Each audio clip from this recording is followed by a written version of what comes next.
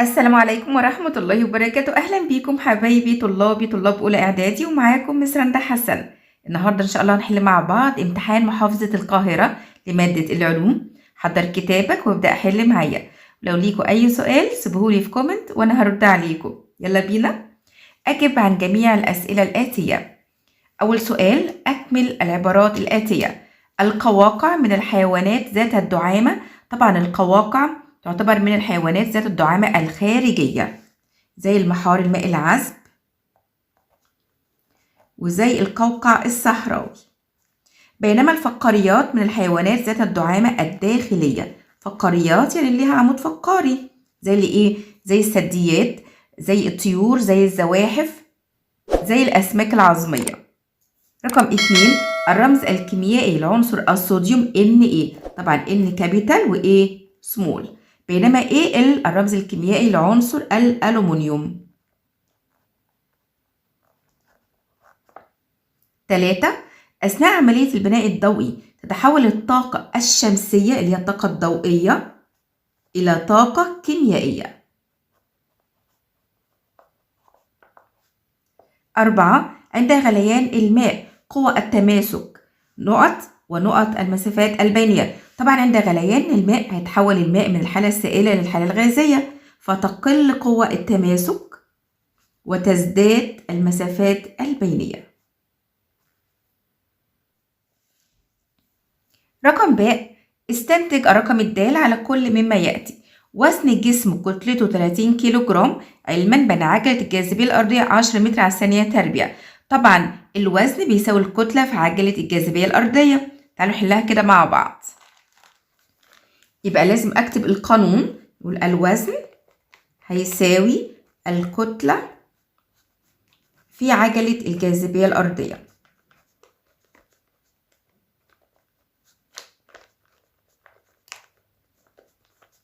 يبقى واو هيتساوي الكتلة عندي كام؟ قال لي 30 كيلو جرام في عجلة الجاذبية الأرضية قال لي 10، يبقى إذا هتساوي 300 نيوتن، لأن وحدة قياس الوزن بالنيوتن.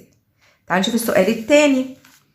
بيقول لي العدد الذري لذرة عنصر خامل تدور إلكتروناته في 3 مستويات للطاقة. تعالوا نحلها برضو مع بعض.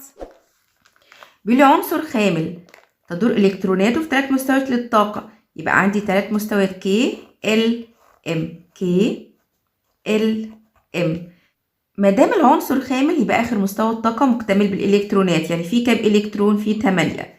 ما دام مستوى الطاقة M متشبع ب8 إلكترونات، يبقى إذا ال K متشبع ب2 وال L متشبع ب8. 2 و8 10 و8 18. يبقى العدد الذري أكتب كده العدد الذري هيساوي 18. رقم 3 بيقول لي كتلة 10 سنتيمتر مكعب من الحديد، علما بأن كثافة الحديد 7.8 جرام لكل سنتيمتر مكعب.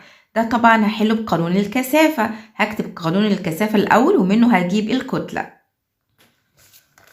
الكثافة هتساوي إيه؟ كثافة بتساوي الكتلة على الحجم، وعامل المثلث ثاء اللي هي الكثافة بتساوي الكتلة على حجم. هو عايز الكتلة، يبقى إذا كثافة في حجم، يبقى الكتلة هتساوي الكثافة في الحجم. هتساوي قال لي كثافة الحديد كام؟ 7.8 جرام لكل سنتيمتر مكعب. في الحجم كام؟ قال لي 10 سنتيمتر مكعب، يبقى هتساوي كام؟ هتساوي 78. الكتلة في الكثافة بالجرام، يبقى 78 جرام. السؤال رقم 4 يقول الشغل المبذول إذا أثارت قوة مقدارها 200 نيوتن على سيارة ولم تتحرك. طبعا الشغل هنا هيساوي صفر. ليه؟ لأن الإزاحة بصفر. الشغل بيساوي قوة في إزاحة، قوة 200 والإزاحة بصفر، يبقى إذن الشغل هيساوي صفر. السؤال رقم ج: ما النتائج المترتبة على عدم احتواء نواة ذرة الهيدروجين على نيترونات؟ احنا عارفين طبعا الهيدروجين H1 عدد الذري 1 العدد الكتلي 1. ليه؟ لأن مفيش فيه نيترونات. فما يجيلي سؤال زي ده يقول لي إيه؟ عدم احتواء نواة ذرة الهيدروجين على نيترونات يتساوى العدد الكتلي مع العدد الذري. 2: استخدام الماء في إطفاء حرائق البترول يؤدي إلى زيادة الحرائق أو زيادة اشتعال الحريق، لأن زيت البترول هيطفي على سطح الماء وبالتالي يزداد الحريق اشتعالا. السؤال الثاني، ادرس الأشكال الآتية ثم اختر من العبارات التالية ما يناسب كل شكل. أبص عليه الأشكال هنا، ده عبارة عن جزيء ثنائي الذرة وذرتين متماثلتين، يبقى إذن ده جزيء عنصر. هنا عبارة عن جزيء، كل جزيء عبارة عن ذرة واحدة فقط.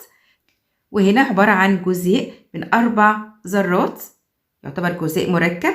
وهنا برضو ذرتين يعتبر جزيء مركب لأنه ذرتين مختلفتين. تعالوا نشوف مع بعض الأسئلة. جزيئات غاز النشادر، طبعا النشادر رمزه NH3، يبقى ذرة نيتروجين و3 ذرات هيدروجين، يبقى أنهي واحدة في الرسومات دي؟ طبعا رقم 3. جزيئات غاز الأكسجين، أكسجين O2 ذرتين متماثلتين، يبقى رقم 1. جزيئات غاز كلوريد الهيدروجين HCl ذرة كلور مع ذرة هيدروجين، يبقى رقم 4.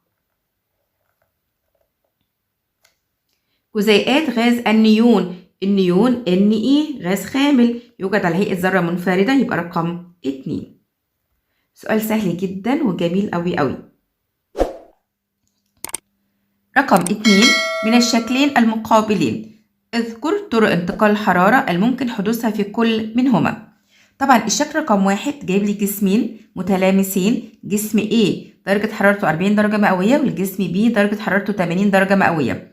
يبقى إذا هنا طرق انتقال الحرارة عندنا أصلا كام طريقة؟ عندي 3 طرق: انتقال الحرارة بالحمل، انتقال الحرارة بالتوصيل، انتقال الحرارة بالإشعاع.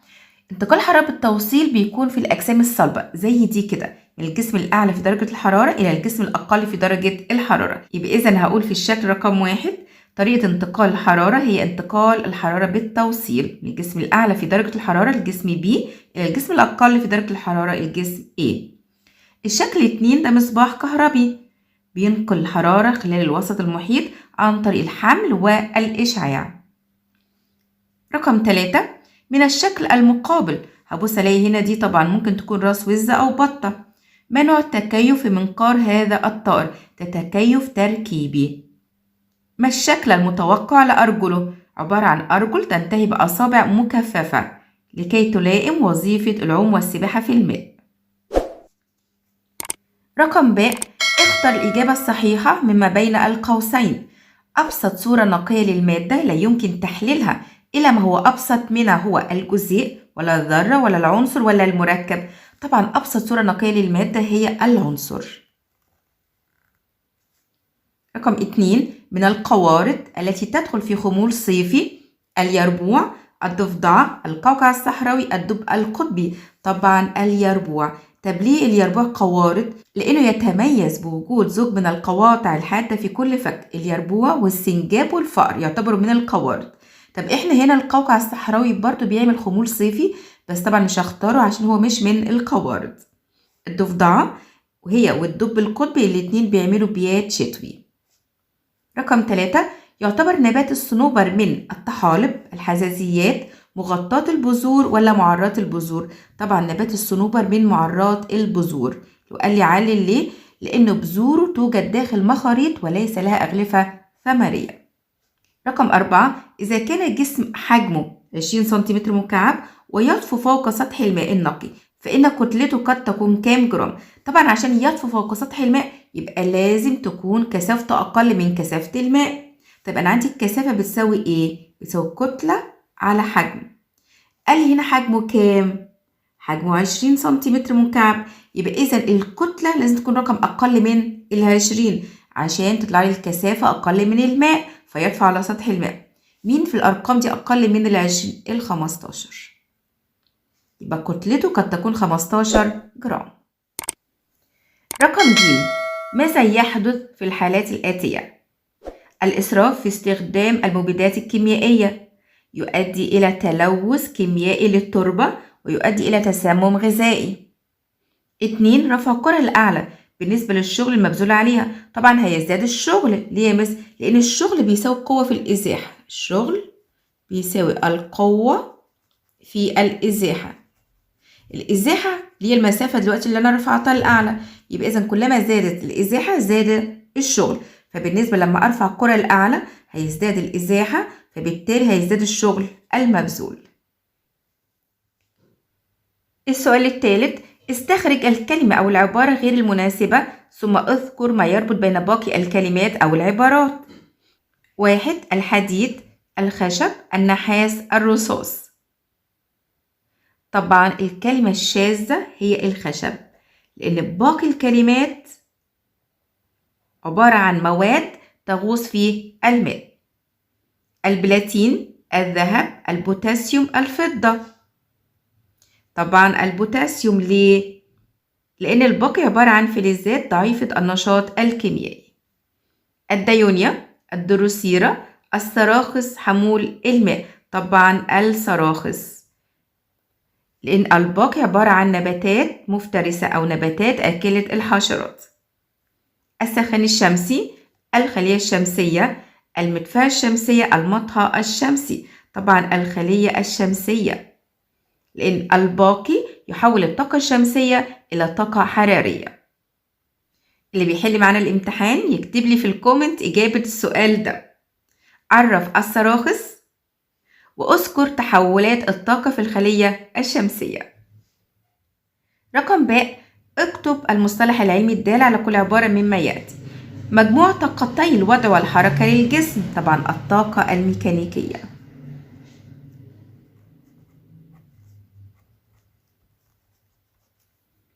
الحيز الذي يشغله الجسم من الفراغ. طبعا الحجم، في أول درس عندنا في درس المادة.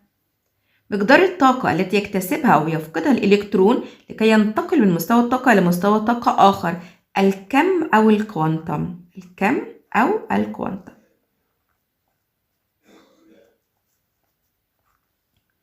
4. جهاز بالسيارة يقوم بتحويل جزء من الطاقة الميكانيكية إلى طاقة كهربائية. الدينامو، اللي هو المولد الكهربائي. وصلنا مع بعض لسؤال علل. لا يعتبر العنكبوت من الحشرات بالرغم من أنه من مفصليات الأرجل، لأن العنكبوت يمتلك 4 أزواج من الأرجل المفصلية، ولذلك يعتبر من العنكبوتيات. 2. هجرت بعض أنواع الطيور من مواطنها الأصلية خلال فصل الشتاء للبحث عن أماكن أكثر دفئا وإضاءة لإتمام عملية التكاثر، مثل طائر السمان. وصلنا للسؤال الرابع. اختر من العمود B ما يناسب العمود A. هقرا العمود B كله وأقرا العمود B كله علشان أقدر إن أنا أحل كويس. الكسلان، السنجاب، الكلب، القنفذ. له زوج من القواطع الحادة في كل فك. من الثدييات عديمة الأسنان. له زوجين من القواطع الحادة في الفك العلوي وزوج واحد في الفك السفلي. له أسنان أمامية كالملقط للقبض على الحشرات. له أنياب مدببة وضروس ذات نتوءات حادة. أول سؤال الكسلان، طبعا من الثدييات عديمة الأسنان، يبقى 1 مع 2. السنجاب، طبعا احنا عندنا السنجاب والفأر واليربوع. له زوج من القواطع الحادة في كل فك، لأن دول يعتبروا من القوارض، يبقى 1 مع 2. الكلب، الكلب طبعا له أنياب مدببة وضروس ذات نتوءات حادة، زيه زي الأسد وزي النمر وزي القطة، يبقى 5 مع 3. القنفذ له أسنان أمامية كالملقط للقبض على الحشرات، 4 مع 4. رقم 2. وضح بالرسم التوزيع الإلكتروني لذرة العنصر Cl1735 ثم اذكر اسم العنصر، عدده الذري وعدده الكتلي. طبعا ده Cl1735 الكلور. تعالوا نعمل مع بعض التوزيع الإلكتروني. ادي النواة فيها 17 بروتون اللي هو العدد الذري اللي تحت ده. طب عدد النيوترونات متعادلة، بجيبها ازاي؟ العدد الكتلي اللي هو 35 ناقص 17 يبقى 18، وابدأ اوزع الإلكترونات. كي 2 إلكترون، طبعا القانون 2 نون تربيع. ال 8 إلكترونات، 2 و8 10، اتفضل كام من 17؟ 7. هياخدها مستوى الطاقة M. KLM 287. يبقى اسم العنصر هو ذرة الكلور.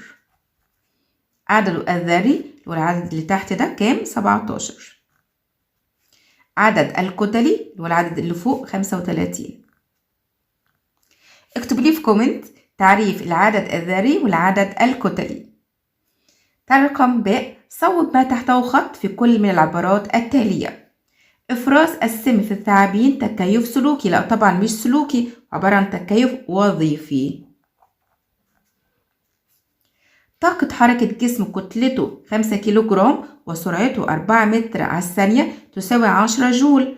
تعالى نحسبها مع بعض كده. طاقة الحركة بتساوي نص الكتلة في مربع السرعة. يبقى طاقة الحركة بتساوي نص كتلة في مربع السرعة. يبقى نص في 5 في السرعة 4. مربع السرعة يعني ايه؟ يعني 4 في 4. طبعا على 2 فيها الواحد، على 2 فيها الاتنين. 2 في 5 ب10 في 4 يبقى بتساوي كام؟ 40 جول. يبقى ال10 دي هتبقى كام؟ تبقى 40 جول. 3. حجم مخلوط من الكحول والماء يساوي مجموع حجميهما قبل الخلط. طبعا هيقل حجمه عن مجموع حجميهما قبل الخلط. ليه؟ لأن جزيئات الكحول هتتخلل المسافات البينية لجزيئات الماء فيقل حجم المخلوط. 4. تنطبق العلاقة 2 ن تربيع على جميع مستويات الطاقة. لا طبعا مش جميع مستويات الطاقة، على ال4 مستويات الطاقة الأولى اللي هي KLMN، مستويات الطاقة الأولى. آخر سؤال، قارن بين الأميبا والبراميسيوم من حيث وسيلة الحركة. الأميبا تتحرك بالأقدام الكاذبة والبراميسيوم يتحرك بالأهداب. الامتحان سهل جدا وجميل، أتمنى تكونوا استفدتم. ولو عايزين أي محافظة أحلها معاكم اكتبوها لي في كومنت وأنا أحلها معاكم في الفيديوهات اللي جاية. متشكرة ليكم جدا وسعدت بيكم، وما تنسونيش باللايك والشير. كانت معكم مس رندا حسن، مع السلامة.